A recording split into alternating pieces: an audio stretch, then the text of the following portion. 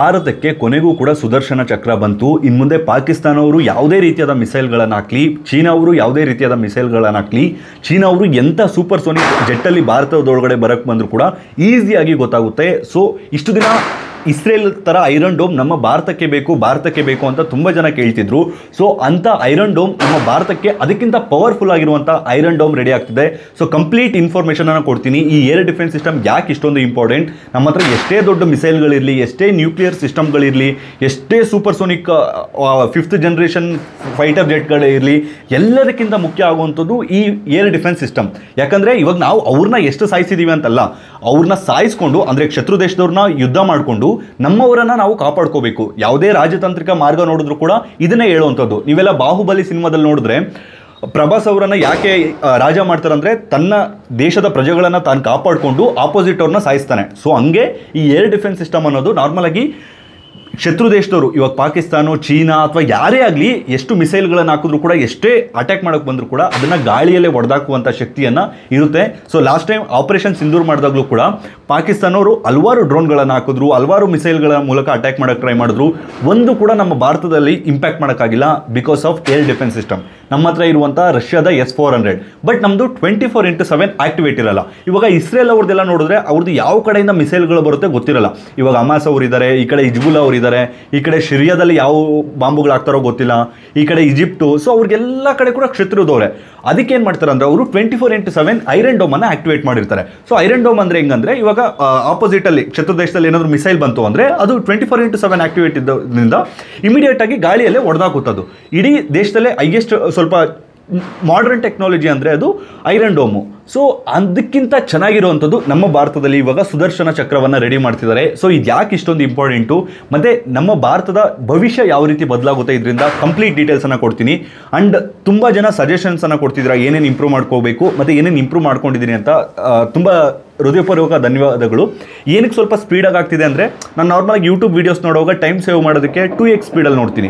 ಕನ್ನಡ ಅಥವಾ ತೆಲುಗು ನನಗೆ ಗೊತ್ತಿರೋಂಥ ಲ್ಯಾಂಗ್ವೇಜಸ್ಸು, ಗೊತ್ತಿಲ್ಲದೇ ಇರೋದು ಮಾತ್ರ 1x ಸ್ಪೀಡಲ್ಲಿ ನೋಡ್ತೀನಿ ಅರ್ಥ ಆಗಲಿ ಅಂತ. ಸೊ ಸ್ವಲ್ಪ ಫಾಸ್ಟಾಗಿ ಮಾತಾಡಿ ಅಭ್ಯಾಸ. ಮತ್ತು ಸ್ವಲ್ಪ ನೈಟ್ 9:30-10 ಗಂಟೆ ಆಗ್ತಿದೆ ಶೂಟ್ ಮಾಡೋ ಟೈಮು. ಸೊ ಟೈಮ್ ಸಿಗಲ್ಲ, ಸ್ವಲ್ಪ ಬೇಗ ಮುಗಿಸ್ಬೇಕು ಅಂತ ಸ್ಪೀಡಾಗಿ ಬರ್ತಿರ್ಬೋದು. ಬಟ್ ಇನ್ನು ಮುಂದೆ ಕಂಟ್ರೋಲ್ ಮಾಡ್ಕೊಳ್ತೀನಿ. ಮತ್ತು ಡೈಲಿ 4 ವೀಡಿಯೋ ಕೊಡೋದಕ್ಕೆ ಟ್ರೈ ಮಾಡ್ತೀನಿ. ಒಂದು ವೀಡಿಯೋ ಕೊಡೋದಕ್ಕೆ ಆಲ್ಮೋಸ್ಟ್ 1 ವರ್ಷದಿಂದ ಅಂದ್ಕೊಂಡೇ ಬರ್ತಿದ್ದೀನಿ, ಡೈಲಿ ಒಂದು ವೀಡಿಯೋ ಮಾಡಬೇಕು ಅಂತ. ಬಟ್ ಹೋಪ್ ಎಲ್ಲ ಒಳ್ಳೇದಾಗುತ್ತೆ. ಸೊ ಇವಾಗ ಮತ್ತೆ ನ್ಯೂಸ್ಗೆ ಬರೋಣ. ಈ ಸುದರ್ಶನ ಚಕ್ರ ಅಥವಾ ಏರ್ ಡಿಫೆನ್ಸ್ ಸಿಸ್ಟಮ್ ಏನು ಅಂತ ಸಿಂಪಲಾಗಿ ಎಕ್ಸ್ಪ್ಲೈನ್ ಮಾಡ್ತೀನಿ ನೋಡಿ. ತುಂಬ ಹೊಸಬರು ನೋಡ್ತಿರ್ತಾರೆ. ಇವಾಗ ನಾರ್ಮಲಾಗಿ ನಮ್ಮ ಹತ್ರ ಮಿಸೈಲ್ಗಳಿರುತ್ತೆ, ಅಥವಾ ಡ್ರೋನ್ಸ್ ಇರುತ್ತೆ, ಅಥವಾ ವಾರ್ ಜೆಟ್ಸ್ ಇರುತ್ತೆ. ಇವೆಲ್ಲ ಇದ್ರೂ ಕೂಡ ನಮ್ಮನ್ನು ನಾವು ಕಾಪಾಡ್ಕೋಬೇಕು, ನಮ್ಮ ಬಾರ್ಡ್ರನ್ನು ನಾವು ಕಾಪಾಡ್ಕೋಬೇಕು. ಸೊ ಇವಾಗ ಶತ್ರು ದೇಶದವರು ಅಲ್ಲಿಂದ ಮಿಸೈಲ್ಗಳನ್ನು ಹಾಕಿದ್ದಾರೆ ಅಂದರೆ ಅದನ್ನು ಗಾಳಿಯಲ್ಲೇ ಹೊಡೆದಾಕಬೇಕು. ಇವಾಗ ಅದು ನಾವು ಅವ್ರನ್ನ 1000 ಜನ ಸಾಯಿಸಿದ್ರು ಕೂಡ, ಅವ್ರು ನಮ್ಮನ್ನು 100 ಜನ ಸಾಯಿಸಿದ್ರು ಕೂಡ ನಮಗೆ ಆ 100 ಜನದ ಎಫೆಕ್ಟ್ ಅನ್ನೋದಾಗುತ್ತಲ್ಲ. ಸೊ ಅದಕ್ಕೆ ಈ ಏರ್ ಡಿಫೆನ್ಸ್ ಸಿಸ್ಟಮ್ ಅನ್ನೋದು ತುಂಬ ಇಂಪಾರ್ಟೆಂಟ್. ಹಂಗಂತ ನಮ್ಮ ಹತ್ರ ಏರ್ ಡಿಫೆನ್ಸ್ ಸಿಸ್ಟಮ್ ಇಲ್ವಾ? ಇಡೀ ವರ್ಲ್ಡಲ್ಲಿ ಬೆಸ್ಟ್ ಆಗಿರುವಂಥ S-400 ಏರ್ ಡಿಫೆನ್ಸ್ ಸಿಸ್ಟಮ್ ಇದೆ. ಇನ್ನೇನು ಮುಂದೆ S-500 ಕೂಡ ಬರುವಂಥ ಎಲ್ಲ ಇದು ಕೂಡ ಪ್ರಿಪರೇಷನ್ ಕೂಡ ನಡೀತಿದೆ. ಸೊ ಈ S-400, S-300 ಅಥವಾ ನಮ್ಮ ಆಕಾಶ್ ಏರ್ ಡಿಫೆನ್ಸ್ ಸಿಸ್ಟಮ್ ಏನಪ್ಪ ಮಾಡುತ್ತೆ ಅಂದರೆ, ನಾವು ಆಕ್ಟಿವೇಟ್ ಮಾಡಬೇಕು. ಇವಾಗ ಪಾಕಿಸ್ತಾನದಲ್ಲಿ ಯುದ್ಧ ಆಗುವಂಥ ಸಂದರ್ಭ ಇತ್ತು ಅಂದರೆ ನಾರ್ಮಲಾಗಿ ಒಂದು 10-20% ಆಕ್ಟಿವೇಟ್ ಇರುತ್ತೆ. ಅಂದರೆ ಎಲ್ಲ ಆಕ್ಟಿವೇಟ್ನ ನಾವು ಯುದ್ಧದ ಸಮಯದಲ್ಲಿ ಮಾತ್ರ ಆಕ್ಟಿವೇಟ್ ಮಾಡ್ತೀವಿ. ಅಥವಾ ನಮ್ಮ ದೇಶದಲ್ಲಿ ಯಾವುದಾದ್ರೂ ಐ ಅಲರ್ಟ್ ಇರುತ್ತಲ್ವಾ, ಇವಾಗ ಅಯೋಧ್ಯೆ ರಾಮ ಮಂದಿರ ಅಥವಾ ಯಾವುದಾದ್ರೂ G20 ಸಬ್ಮಿಟ್ ನಡೀತಿರುವಾಗ ಆ ಟೈಮಲ್ಲಿ ನಾರ್ಮಲಾಗಿ ಬೈ ಮಿಸ್ಸಾಗಿ ಕೂಡ ಯಾವುದು ಟೆರರಿಸ್ಟ್ ಸಂಘಟನೆಗಳು ಯಾವುದೇ ಮಿಸ್ಫೈರ್ ಆಗಿ ಮಿಸೈಲ್ಗಳು ಈ ಕಡೆ ಬರಬಾರ್ದು ಅಂತ ಏರ್ ಡಿಫೆನ್ಸ್ ಸಿಸ್ಟಮನ್ನು ಆಕ್ಟಿವೇಟ್ ಮಾಡಿಟ್ಟಿರ್ತೀವಿ. ಆದರೆ ಇಸ್ರೇಲಲ್ಲಿ ಈ ರೀತಿ ಅಲ್ಲ, ಅವ್ರದ್ದು 24/7 ಆಕ್ಟಿವೇಟ್ ಇರುತ್ತೆ. ನಮ್ಮ ದೇಶದಲ್ಲಿ ಈ ಥರ ಯಾವಾಗಲೂ ಆಕ್ಟಿವೇಟ್ ಮಾಡೋಕ್ಕಾಗದೇ ಇರೋದು ಅಂದರೆ ನಮ್ಮದೆಲ್ಲ ಕೂಡ ಇಂಟರ್ ಕನೆಕ್ಟೆಡ್ ಅಲ್ಲ. ಇವಾಗ ರಷ್ಯಾದ S-400 ಅದೇನು ಸ್ಯಾಟಲೈಟ್ ಕನೆಕ್ಟ್ ಆಗಲ್ಲ. ಅದನ್ನ ಎಲ್ಲಿ ಡಿಪ್ಲೈ ಮಾಡಿರ್ತೀವೋ ಅಲ್ಲಿಂದ 400 ಕಿಲೋಮೀಟರ್ಗಳು ಯಾವುದೇ ಅಂದರೆ 400 ಇವಾಗ ಇವಾಗ ನಮ್ಮ ಭಾರತದ ಬಾರ್ಡ್ರಲ್ಲಿ ಪಾಕಿಸ್ತಾನ ಇದೆಯಲ್ವಾ, ಅಲ್ಲಿ ಡಿಪ್ಲಾಯ್ ಮಾಡಿದ್ರೆ ಅಲ್ಲಿಂದ 400 ಕಿಲೋಮೀಟರ್ ಅಂದ್ಕೊಳ್ಳಿ. ಸೊ ಯಾರಾದರೂ ಮಿಸೈಲ್ ಹಾಕಿದ್ರು ಕೂಡ ಅಥವಾ ಡ್ರೋನ್ ಹಾಕಿದ್ರು ಕೂಡ 400 ಕಿಲೋಮೀಟರ್ ಹಿಂದೆನೇ ಹೊಡೆದಾಕುತ್ತೆ. ಸೊ ಇದರ ಮಾಹಿತಿ ಅನ್ನೋದು ಸೆಂಟ್ರಲೈಸ್ಡ್ ಆಗಿರೋದಿಲ್ಲ. ಅದಕ್ಕೆ ಈಗ ಏನು ಮಾಡ್ತಿದ್ದಾರೆ ಅಂದರೆ, ನಮ್ಮ ಬಾರ್ಡ್ರನ್ನು ಫುಲ್ಲು ರಕ್ಷಣೆ ಮಾಡ್ಕೊಳ್ಳೋದಕ್ಕೆ ಒಂದು ಸ್ಯಾಟಲೈಟ್ ವ್ಯವಸ್ಥೆಯನ್ನು ತರ್ತಿದ್ದಾರೆ. ಅದರಲ್ಲಿ ಈ ಆಕಾಶ್ ಏರ್ ಡಿಫೆನ್ಸ್ ಸಿಸ್ಟಮ್ ಆಗಿರ್ಬೋದು, S-400 ಆಗಿರ್ಬೋದು, ಅಥವಾ ನಮ್ಮ ಹತ್ರ ಯಾವುದ್ಯಾವುದು ರ್ಯಾಡರ್ಗಳಿದೆಯೋ ಸರಿಸುಮಾರು 7,000 ರ್ಯಾಡರ್ಗಳಿರುವಂಥ ಟೆಕ್ನಾಲಜಿ, ಅದ್ರ ಜೊತೆ ಲೇಸರ್ ಟೆಕ್ನಾಲಜಿಯನ್ನು ತಗೊಬರ್ತಿದ್ದಾರೆ.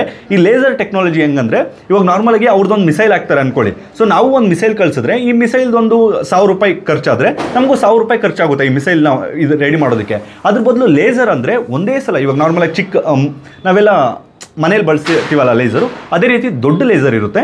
ಸೊ ಅದು ಏನು ಮಾಡುತ್ತೆ ಅಂದರೆ ಒಂದೇ ಸಲ ಹೀಟ್ ಬಿಡೋದ್ರಿಂದ ಅದು ಇನ್ನೂ ಶಾರ್ಪಾಗಿ ಆ ಮಿಸೈಲನ್ನು ಹೊಡೆದಾಕುತ್ತೆ. ಸೊ ನಮಗೆ ಇದು ಮಿಸೈಲ್ಗಾದರೆ ₹1,000 ಆಗ್ತಿತ್ತು, ಲೇಸರ್ಗಾದರೆ ಬರೀ ₹100 ಕೆಲಸ ಮುಗ್ದೋಗುತ್ತೆ. ಸೊ ಈ ಥರ ಲೇಸರ್ ಏರ್ ಡಿಫೆನ್ಸ್ ಸಿಸ್ಟಮನ್ನು, ಆಕಾಶ್ ಏರ್ ಡಿಫೆನ್ಸ್ ಸಿಸ್ಟಮನ್ನು, ಈ ಆಕಾಶ್ ಏರ್ ಡಿಫೆನ್ಸ್ ಸಿಸ್ಟಮ್ನ ವಿಶೇಷತೆ ಏನು ಅಂತ ಹೇಳ್ತೀನಿ. ಇದು ನಮ್ಮ ಇಂಡಿಯಾದವರೇ ಡೆವಲಪ್ ಮಾಡಿರುವಂಥದ್ದು, DRDO ಅವರು. ಇದು 25 ಕಿಲೋಮೀಟ್ರು, ಇವಾಗ S-400 ಅಂದರೆ 400 ಕಿಲೋಮೀಟರ್ ಹಿಂದೆ ಹೊಡೆದಾಕುವಂಥದ್ದು. ಸೊ ಅಲ್ಲೇನಾದರೂ ಮಿಸ್ ಆಗಿ ಒಳಗಡೆ ಬಂತು ಅಂದ್ಕೊಳ್ಳಿ. ಸೊ ಇದು 25 ಕಿಲೋಮೀಟ್ರ್. ಅದರಲ್ಲೂ ಇದು ಸ್ಪೆಷಾಲಿಟಿ ಏನಂದರೆ ಅಟ್ ಎ ಟೈಮ್ 4 ಟಾರ್ಗೆಟ್ಗಳನ್ನು ಹೊಡೆದಾಕುತ್ತೆ. ಮತ್ತು 360 ಡಿಗ್ರಿ ಯಾವ ಕಡೆಯಿಂದ ಬಂದರೂ ಕೂಡ 4 ಕಡೆಯಿಂದ ಅಂದರೆ 4 ಟಾರ್ಗೆಟನ್ನು ಒಂದೇ ಸಲ ಹೊಡೆಯುತ್ತೆ. ಇದು ನಮ್ಮ ಭಾರತದಲ್ಲೇ ಫಸ್ಟ್ ಟ್ರೈ ಮಾಡಿರುವಂಥದ್ದು. ಸೊ ಇವಾಗ ಏನಾಗುತ್ತಂದರೆ ಈ ಎಲ್ಲ ಸಿಸ್ಟಮ್ಗಳನ್ನು ಕೂಡ ಕನೆಕ್ಟ್ ಮಾಡ್ತಿದ್ದಾರೆ. ಕನೆಕ್ಟ್ ಅಂದರೆ ಸ್ಯಾಟಲೈಟ್ನ ಮೂಲಕ ಎಲ್ಲ ಕೂಡ ಕನೆಕ್ಟ್ ಆಗಿರೋದ್ರಿಂದ ಒಂದಕ್ಕೂ ಅಂದರೆ ಇವಾಗ ಒಂದು ಡ್ರೋನ್ ಬಂದರೂ ಕೂಡ ಗೊತ್ತಾಗುತ್ತೆ. ಒಂದು ಸಿಂಪಲ್ ಆಗಿ ಹೇಳ್ಬೇಕಂದ್ರೆ ಇಸ್ರೇಲ್ ಅವರ ಟೆಕ್ನಾಲಜಿ ಅದಕ್ಕಿಂತ ಇನ್ನು ಸ್ವಲ್ಪ ಅಡ್ವಾನ್ಸ್ಡ್ ಅಂತ ಹೇಳ್ಬೋದು. ಸೊ ಏನೇ ಬಂದರೂ ಕೂಡ ನಮ್ಮ ಭಾರತದಲ್ಲಿ ಏರ್ ಡಿಫೆನ್ಸ್ ಸಿಸ್ಟಮ್ ಅನ್ನೋದು ಕಂಟ್ರೋಲಲ್ಲಿ ಇರುತ್ತೆ. ಇಷ್ಟು ದಿನ ಯಾಕೆ ಇದು ಇಷ್ಟೊಂದು ಮುಖ್ಯ ಅಂದರೆ, ಇವಾಗ ಪಾಕಿಸ್ತಾನ ಅಥವಾ ಬಾಂಗ್ಲಾದೇಶ್ ನೋಡಿಕೊಂಡ್ರೆ ಅವರ ನಾರ್ಮಲ್ ಆಗಿ ಡ್ರೋನ್ಗಳ ಮೂಲಕ ಈ ಗನ್ಗಳನ್ನಾಗಲಿ ಅಥವಾ ಡ್ರಗ್ಸ್ ಆಗಲಿ ಅಥವಾ ಮಾದಕ ವಸ್ತುಗಳು ಹಲವಾರು ಇದನ್ನು ಕಳಿಸ್ತಿರ್ತಾರೆ. ಸೊ ಚಿಕ್ಕದನ್ನೆಲ್ಲ ನಾವು ಅಬ್ಸರ್ವ್ ಮಾಡೋಕ್ಕಾಗಲ್ಲ. ಮತ್ತು ಕೆಲವೊಂದು ಟೈಮ್ ಸೂಪರ್ ಸೋನಿಕ್ ಅಂದರೆ ಸರಿಯಾಗಿ ರ್ಯಾಡರಲ್ಲಿ ಡಿಟೆಕ್ಟ್ ಆಗಲ್ಲ. ಸೊ ಈಗ ಈ ಎಲ್ಲದನ್ನು ಕೂಡ ಒಂದು ಸೆಂಟ್ರಲೈಸ್ಡ್ ಮಾಡೋದ್ರಿಂದ, ಒಂದು ಉಪಗ್ರಹ ಅದನ್ನು ಕಂಟ್ರೋಲ್ ಮಾಡೋದ್ರಿಂದ ಸೊ ಪ್ರತಿಯೊಂದು ಕೂಡ ಗೊತ್ತಾಗುತ್ತೆ. ಒಂದು ಚಿಕ್ಕ ಡ್ರೋನ್ ಬಂದರೂ ಕೂಡ ಗೊತ್ತಾಗುತ್ತೆ, ಒಂದು ದೊಡ್ಡ ಯುದ್ಧ ವಿಮಾನ ಬಂದರೂ ಕೂಡ ಗೊತ್ತಾಗುತ್ತೆ. ಸೊ ಈ ಮೂಲಕ ಇವಾಗ ನಾರ್ಮಲ್ ಆಗಿ ರಷ್ಯಾದ S-400, ಇನ್ನೂ ಸಿಂಪಲ್ ಆಗಿ ಹೇಳ್ಬೇಕಂದ್ರೆ ಇವಾಗ ಎಲ್ಲದಕ್ಕೂ ಕೂಡ ರಷ್ಯಾದ S-400ನ ಬಳಸೋ ಅವಶ್ಯಕತೆ ಇಲ್ಲ. ಆ ಗುಬ್ಬಿಯ ಮೇಲೆ ಬ್ರಹ್ಮಾಸ್ತ್ರ ಅಂತಾರಲ್ವಾ, ಸೊ ಆ ಥರ ಅವಶ್ಯಕತೆ ಬರಲ್ಲ. ಸೊ ಇವಾಗ ರಷ್ಯಾದ S-400 ಬೇಕಾಗಲ್ಲ ಅನ್ಕೊಳ್ಳಿ. ಸೊ ಅವಾಗ ಏನಾಗುತ್ತೆ ಅಂದರೆ ಆಕಾಶ್ ಸಿಸ್ಟಮ್ ವರ್ಕ್ ಆಗುತ್ತೆ. ಆಕಾಶ್ ಸಿಸ್ಟಮ್ ವರ್ಕ್ ಆಗಲ್ಲ ಅಂದರೆ ಲೇಸರ್ನ ಮೂಲಕ ಆ ಡ್ರೋನ್ನ ಹೊಡೆದಾಕುವಂಥ ಕೆಲಸವನ್ನು ಈಗ ಸದ್ಯಕ್ಕೆ ಇದೇನು ಸುದರ್ಶನ ಚಕ್ರ ವ್ಯವಸ್ಥೆಯನ್ನು ಮಾಡೋಕೆ ಹೋಗ್ತಿದ್ದಾರೋ ಅದರಲ್ಲಿರುತ್ತೆ. ಇದು ಯಾವಾಗ ಕಂಪ್ಲೀಟ್ ಆಗುತ್ತೆ ಅಂದರೆ 2028ರಿಂದ 2035 ಒಳಗಡೆ ಕಂಪ್ಲೀಟ್ ಆಗುವಂಥ ಚಾನ್ಸಸ್ ಇರುತ್ತೆ. ಸೊ ಇದೇನಾದರೂ ಆಯಿತು ಅಂದರೆ ಆಲ್ಮೋಸ್ಟ್ ನಮ್ಮ ಭಾರತದ ಏನು ಬಾರ್ಡ್ರ್ ಇದೆಯೋ ಫುಲ್ಲು ಬಾರ್ಡ್ರು ಕೂಡ 100% ಸೆಕ್ಯೂರ್ಡ್ ಆಗಿರುತ್ತೆ. ನಾವೇನು ಡಿಪ್ಲಾಯ್ ಮಾಡಬೇಕು ಅಥವಾ ಯುದ್ಧ ಸಂದರ್ಭ ಬಂತು ಅಂದರೆ ಈ ಕಡೆ ಚೀನಾ ಕಡೆ ಅಟ್ಯಾಕ್ ಮಾಡ್ತಾರೆ ಅಂದರೆ ಎಲ್ಲ S-400ನ ತೊಗೊಂಡೋಗ್ಬಿಟ್ಟು ಅಲ್ಲಿ ನಿಲ್ಲಿಸಬೇಕು, ಆ ಥರ ಏನಿರೋದಿಲ್ಲ. ಎಲ್ಲ ಕೂಡ ಇಂಟರ್ ಕನೆಕ್ಟೆಡ್ ಇರುತ್ತೆ. ಸೊ ನಮ್ಮ ಭಾರತ ತುಂಬ ಸೇಫಾಗಿ ಇರುತ್ತೆ. ಸೊ ಇದು ನಮ್ಮ ಏರ್ ಡಿಫೆನ್ಸ್ ಸಿಸ್ಟಮ್ನ ಇದರಲ್ಲಿ ಹೆಂಗೆ ವರ್ಕ್ ಆಗುತ್ತೆ ಅಂತ ಇನ್ನೂ ಸಿಂಪಲಾಗಿ ಹೇಳ್ಬೇಕಂದ್ರೆ ರ್ಯಾಡರ್ಗಳಿರುತ್ತೆ ಇದರಲ್ಲಿ. ಸೊ ಏನೇ ಅನ್ಐಡೆಂಟಿಫೈಡ್ ಆಬ್ಜೆಕ್ಟ್ ಬಂದರೆ ಅದು ಡಿಟೆಕ್ಟ್ ಮಾಡುತ್ತೆ. ಸೊ ಏನೋ ಒಂದು ಬರ್ತಿದೆ ಅಂತ ಅದು ನಮ್ಮ ಏರ್ ಡಿಫೆನ್ಸ್ ಸಿಸ್ಟಮ್ನ ಏನಾದರೂ ಆಕ್ಟಿವೇಟ್ ಮಾಡಿದರೆ ಅದನ್ನು ಹೋಗಿ ಹೊಡೆದಾಕುತ್ತೆ. ಸೊ ಇದು ತುಂಬ ಇಂಪಾರ್ಟೆಂಟ್. ಅದಕ್ಕೋಸ್ಕರನೇ ಆಪರೇಷನ್ ಸಿಂಧೂರ್ ಆದಾಗ ನಾರ್ಮಲಾಗಿ ಪೀಸಾಗಿ ಮಲ್ಕೊಂಡಿದ್ರು ಜಮ್ಮು ಕಾಶ್ಮೀರಲ್ಲೆಲ್ಲ, ಯಾರೂ ತಲೆ ಕೆಡಿಸ್ಕೊಂಡಿರಲಿಲ್ಲ ಬಿಕಾಸ್ ಆಫ್ ನಮ್ಮ S-400ಇಂದ. ಆ ಕಡೆ ಎಲ್ಲ ನೆಮ್ಮದಿಯಾಗಿ ಮಲ್ಕೊಂಡಿರಲಿಲ್ಲ. ಏನಕ್ಕಂದರೆ ಅವ್ರದ್ದು HU9 ಫಸ್ಟ್ ಹೊಡೆದಿದ್ದು ನಾವು, ಅವರು ಏರ್ ಡಿಫೆನ್ಸ್ ಸಿಸ್ಟಮನ್ನೇ ಫಸ್ಟ್ ಹೊಡೆದಿದ್ದು. ಸೊ ಏರ್ ಡಿಫೆನ್ಸ್ ಸಿಸ್ಟಮ್ ಇಲ್ಲ ಅಂದರೆ ಯಾವುದೇ ಮಿಸೈಲ್ ಹಾಕಲಿ, ಅದು ಅಡ್ವಾನ್ಸ್ಡ್ ಬ್ರಹ್ಮೋಸ್ ಥರ ಈ ಮಿಸೈಲ್ ಏನು ಬೇಕಾಗಿಲ್ಲ. ಚಿಕ್ಕ ಮಿಸೈಲ್ ಹಾಕಿದ್ರು ಕೂಡ ಅವ್ರದ್ದು ಗೊತ್ತೇ ಆಗೋದಿಲ್ಲಲ್ಲ, ಅವ್ರ ಏರ್ ಡಿಫೆನ್ಸ್ ಸಿಸ್ಟಮೇ ಇರೋದಿಲ್ಲ.